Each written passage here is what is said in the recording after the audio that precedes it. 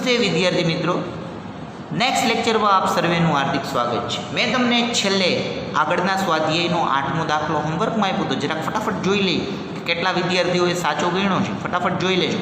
ચાલો એક અસમતા આમ હતી ને 3y - 5x < 30, તો આપણે રેખા 3y - 5x = 30 રચવાની છે અને આ તૂટક છે એ ખાસ ધ્યાન રાખશું। આ તૂટક રેખા છે। ચાલો x = 0, હવે તમને આવડે છે ને x = 0 મૂકીએ તો y, તો ત્યારે શું કરશું 3y - 0 = 30, તો એના પરથી y = 10 થઈ જશે। તો x = 0 ત્યારે y = 10, y બરાબર જો 0 મૂકી દઈએ ત્યારે -5x = 30 થઈ જાય। અહીંયા 0 મૂકીએ તો -5x = 30, તો આ તમે કર્યો હશે ને x = -6, તો y = 0 ત્યારે x = -6। આ વખતે આખો આલેખ જ અલગ જ દિશામાં આવશે, તમે સમજી ગયા છો। ચાલો આપણે આનો આલેખ રચીએ। તો આ રીતે હું તેનો આલેખ દર્શાવીશ। મારે જે પ્રમાણે કિંમતો જોઈએ છે એ પ્રમાણે આલેખ તો કંઈક આ બાજુ આવવાનો છે। જો તમને કિંમતો પરથી આલેખ ક્યાં આવશે એ ખબર પડી જવી જોઈએ। આ x અક્ષ અને આ y અક્ષ, કારણ કે આલેખ છે ને એ બીજા ચરણમાં જશે એ મને ખબર કેમ પડી, આ યામ પરથી માઇનસ પ્લસ, જો -60 આ વખતે આ બાજુ આવે ને 1 2 3 4 5 અને -60 આ બિંદુ અહીંયા આવશે। એવી જ રીતે y અક્ષ પર મારે 10 સુધી જવાનું છે, એટલે મેં આલેખ આ બાજુ વધારે લીધો છે। 1 2 3 4 5 6 7 8 9 અને 10, કદાચ તમે મારી પહેલાં આલેખ દોરી નાખ્યો હોવો જોઈએ। અને હવે તમને ખબર છે આ બંનેને જોડવાની છે, હવે ભૂલ નહીં કરીએ, આપણે તૂટક રેખાથી જોડવાની છે। તો અહીંયા એક સરસ મજાની આવી તૂટક રેખા બનાવી દઈએ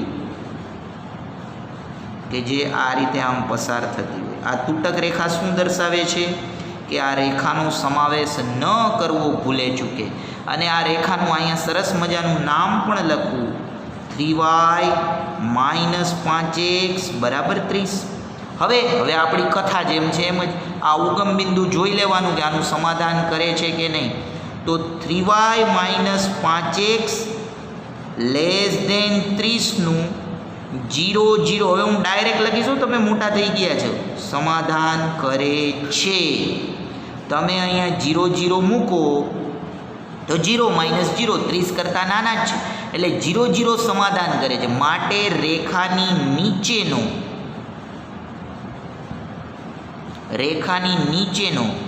0 0 સમાવતો પ્રદેશ ઉકેલ પ્રદેશ છે। ચાલો, તો મને નથી લાગતું કે આમાં કોઈને કાંઈ પ્રોબ્લેમ આવ્યો હોય। આ દાખલો મેં તમને હોમવર્કમાં પણ આપ્યો હતો, તો એ પ્રદેશ બહુ વિશાળ પ્રદેશ, આ રેખાની નીચેનો અને 0 0 ને સમાવતો પ્રદેશ ઉકેલ પ્રદેશ છે। ચાલો, આ રીતે આવા પ્રશ્નના જવાબ આપી શકાય। હવે હું એક બીજો પ્રશ્ન પૂછી શકું, આપણે થોડુંક JW ઉપર હવે ધીમે ધીમે જઈએ।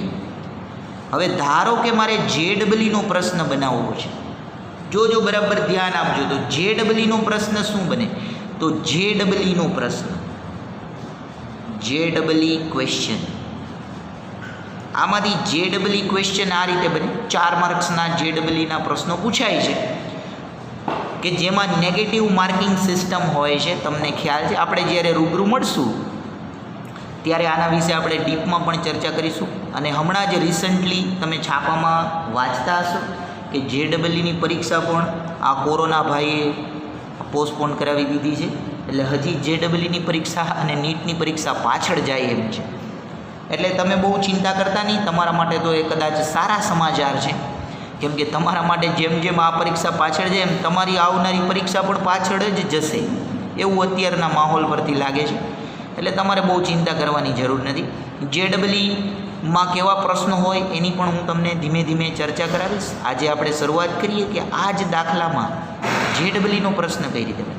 તો જુઓ, તમને હવે અસમતાનો ઉકેલ પ્રદેશ તો મળી ગયો, આટલું તો આપણે શીખી ગયા। આગળ હવે એમ પૂછી નાખે કે આ ઉકેલ પ્રદેશ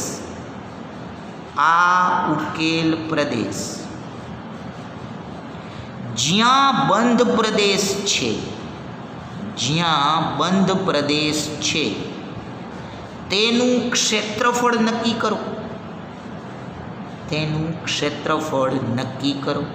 તો હવે બરાબર ધ્યાનથી જુઓ, આ ઉકેલ પ્રદેશ ક્યાં બંધ પ્રદેશ ધરાવે છે. તો અહીંયા જો તમારું ધ્યાન જાય તો આને ઓ નામ આપી દો, આ બિંદુને એ નામ આપી દો અને આ બિંદુને બી નામ આપી દો. તમને આખો ઉકેલ પ્રદેશ દેખાય છે. જો એમાં આને ખુલ્લો પ્રદેશ કહેવાય. શા માટે ખબર? આ પ્રદેશ આમ અનંત છે, આ ક્યાંય બંધ નથી. આ પ્રદેશ પણ ક્યાંય બંધ નથી. બંધ પ્રદેશ આ ત્રિકોણ છે, જો તમને દેખાય તો એનું ક્ષેત્રફળ આપણે નક્કી કરવું હોય તો ત્રિકોણનું ક્ષેત્રફળ નક્કી કરવાનું. એટલે આ જ દાખલામાં આગળ આટલો પ્રશ્ન છે. તો હું એમ કહી શકું ને, અહીં બંધ ઉકેલ પ્રદેશ એટલે બંધમાં જે પ્રદેશ છે ને એ ત્રિકોણ AOB છે. ત્રિકોણ AOB છે, જે કાટકોણ ત્રિકોણ પણ છે. તમે ત્રિકોણ વિશે ભણી ગયા છો ને 10મા ધોરણમાં. ચાલો મને ત્રિકોણનું ક્ષેત્રફળ તમે જણાવો તો તમને ખબર જશે 1/3 આ પાયો ગુણ્યા વેધ. અચ્છા, અહીંયા જે બિંદુ છે એના યામ શું હશે? તો આ જે બિંદુ છે એના યામ એ આપણે 0.10 લખી શકીએ કે નહીં? ખબર છે ને, આ રહ્યા 0.10. એવી જ રીતે આ બિંદુ, આમ તો અહીંયા ગણી નાખો 1 2 3 4 5 6, એટલે આ બિંદુના પણ યામ તમને મળી જાય, અઘરું નથી, -6 0. તો હવે આ ત્રિકોણનું ક્ષેત્રફળ, તો ત્રિકોણ AOBનું ક્ષેત્રફળ શું થાય? 1/3 પાયો ગુણ્યા વેધ. આવું થાય કે નહીં? તો જુઓ, JEE સુધી આપણે વયા ગયા. હવે 1/3 પાયો એટલે OB અને વેધ એટલે OA. હવે અહીંયા ધ્યાન આપો, આ OB, આ OB થઈ ગયો પાયો અને OA થઈ ગયો વેધ. આ લંબાઈ નક્કી કરવાની છે. તો તમે 10મું ધોરણ ભણીને આવ્યા છો ને, તો તમને ખબર હશે ને, આ લંબાઈ 6 એકમ ગણાય. આમ પણ લંબાઈ હંમેશા ધન હોય. એટલે અહીંયાથી જો આમ ગણવાનું 1 2 3 4 5 ને 6 એકમ. એવી રીતે આ લંબાઈ કેટલી? 1 2 3 4, આમ તો ખબર જ છે આ 10 એકમ છે. તો બસ આ બંને કિંમતો અહીંયા પધરાવી દો એટલે આપણું કામ થાય પૂરું. તો આ 1/3 ગુણ્યા 6 ગુણ્યા 10 એટલે કે 6 ગુણ્યા 10 60 ભાગ્યા 2, એટલે કે જવાબ આવશે આપણો 30. તો દાખલા સહેલા છે ને. તો આ JEE થઈ ગયું. તો JEE ને લગતો પ્રશ્ન હોય તો તમને આવા બંધ પ્રદેશનું ક્ષેત્રફળ પૂછી શકે. અગાઉના પણ જેટલા દાખલા હતા એમાં આવા બંધ પ્રદેશના ક્ષેત્રફળ તમે જાતે નક્કી કરી શકો છો. ચાલો આપણે આગળ વધીએ. તો ત્યાર પછીનો પ્રશ્ન દાખલા નંબર 9 જોઈએ.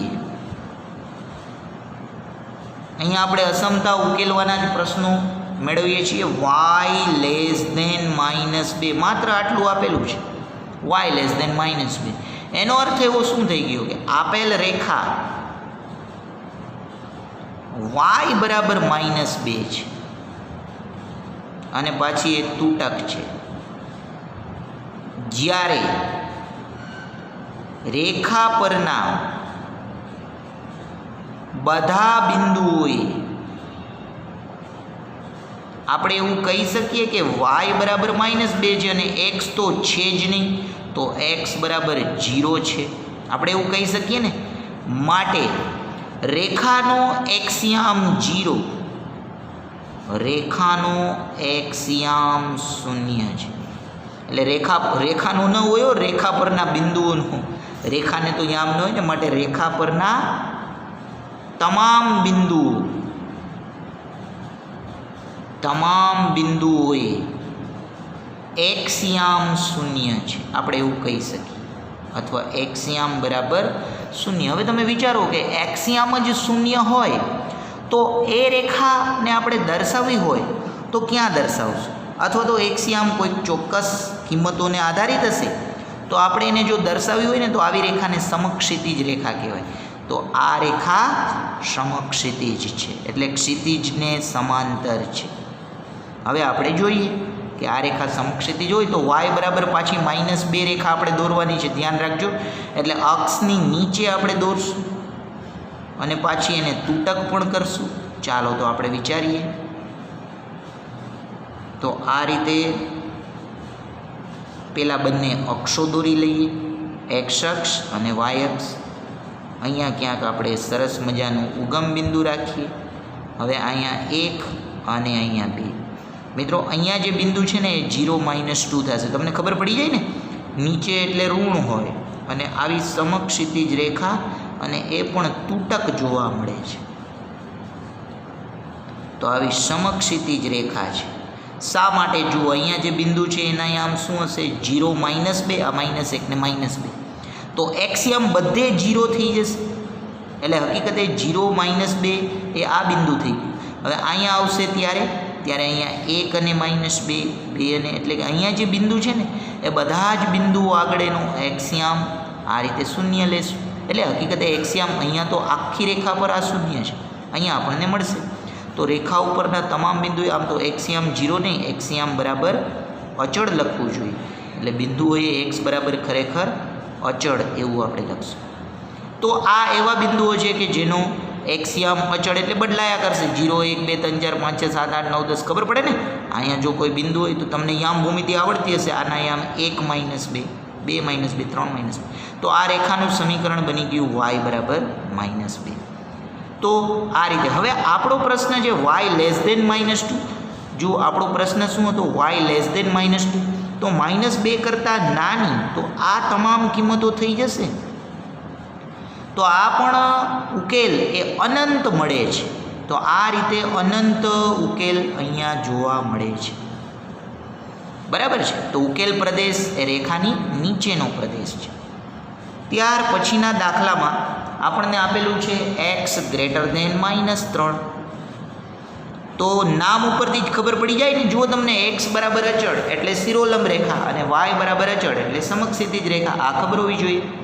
તો અહીંયા પણ રેખા x બરાબર -3, x બરાબર -3 એ શિરોલંબ છે. તો શિરોલંબ રેખા છે જે તૂટક રેખા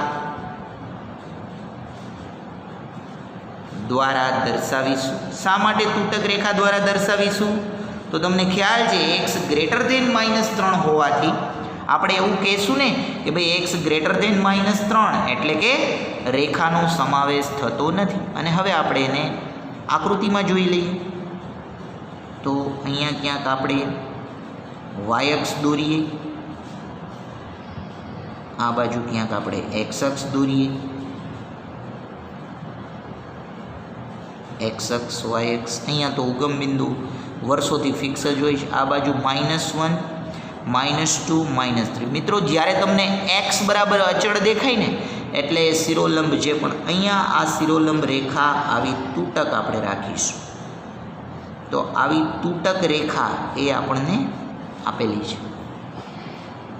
અહીંયા જે બિંદુ હશે એના યામ તમે કહી શકો ને હવે -3 અને 0. અહીંયા જ નહીં, હવે આ રેખા ઉપરના દરેક બિંદુનો એક્સિયમ તો -3 જ થશે. વાયમ હમણાં આપણે આગલા દાખલામાં વાત કરીએ એમ બદલાય. તો આ રેખા થઈ ગઈ x બરાબર -3. હવે આપણો પ્રશ્ન છે x <-3. તો -3 કરતાં મોટો પ્રદેશ, જુઓ મારી પેન બરાબર, આ x બરાબર -3, આખી રેખા x બરાબર -3. -3 થી મોટો પ્રદેશ એટલે મારે જમણી બાજુ જવાનું આમ. તો -3 કરતાં મોટો ઉકેલ પ્રદેશ એ રેખાની જમણી બાજુ હોય, ડાબી બાજુ નાનો પ્રદેશ હોય. તો આ બધો જ પ્રદેશ એ આપણો સાચો ઉકેલ પ્રદેશ છે. અને માટે આપણે કહી શકીએ કે આ ઉકેલ પ્રદેશ ધરાવતો પ્રદેશ એ 4 ચરણમાં છે. તો આ રીતે આપણે આવા પ્રશ્નો સોલ્વ કરી શકીએ. તો આની અંદર મને નથી લાગતું કે કંઈ ખાસ અઘરું હોય. હવે આપણે જે ચર્ચા કરવાના છીએ નેક્સ્ટ એ છે બે ચલમાં સુરેખ અસમતાઓની સંહતિ. તો એના વિશેની વિગતવારે ચર્ચા હવે આપણે નેક્સ્ટ લેક્ચરમાં કરીએ છીએ. આ સાથે આ સ્વાધ્યાય અહીંયા પૂર્ણ થાય છે. નેક્સ્ટ લેક્ચરમાં આપણે નવા સ્વાધ્યાય સાથે ફરી પાછા મળીએ છીએ. Good bye.